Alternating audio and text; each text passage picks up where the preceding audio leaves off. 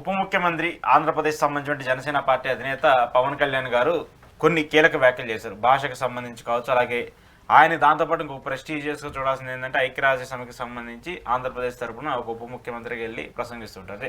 ఇంతకుముందు ఐక్యరాజ్య సమితిలో చాలామంది భారతీయులు ప్రసంగిస్తూ వచ్చారు, కానీ పవన్ కళ్యాణ్ గారు ఈసారి వెళ్ళి ప్రసంగిస్తూ వస్తున్నారు. మీరేమో పవన్ కళ్యాణ్ ఎప్పుడు విమర్శిస్తూ ఉంటారు, లేదంటే ఆయనకి చేసేటువంటి వ్యాఖ్యలను కావచ్చు, ఆయన చేసేటువంటి అంశాలనేమో తప్పుపడుతూ ఉంటారు. మరి ఈరోజు ఒక జనసేన పార్టీకి సంబంధించి ఒక ఉప ముఖ్యమంత్రిగా ఆయనకి ఆ స్థానం వచ్చిందంటే గొప్ప విషయంగా భావించాలా, లేదంటే ఏమనుకోవాలి?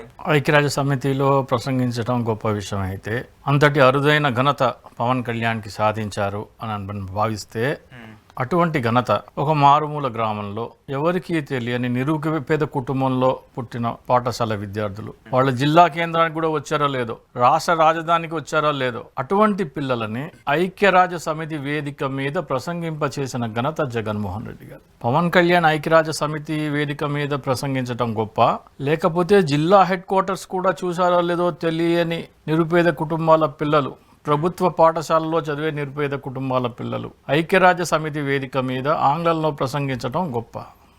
ఏది గొప్ప నాకు చెప్పండి. ఎంతసేపు పవన్ కళ్యాణ్ కూటమి ఈ డబ్బా కొట్టుకోవడమే తప్ప జగన్మోహన్ రెడ్డి ఏం చేశారు, దాంతో పోలిస్తే వీళ్ళు ఏం చేస్తున్నారు, జగన్మోహన్ రెడ్డి ఏం సాధించారు, దాంతో పోలిస్తే ఏం సాధించారు, మనం విచక్షణ వివేకంతో మాట్లాడితే జగన్మోహన్ రెడ్డి కనుచూపు మేర ఎవరు నిలబడరు.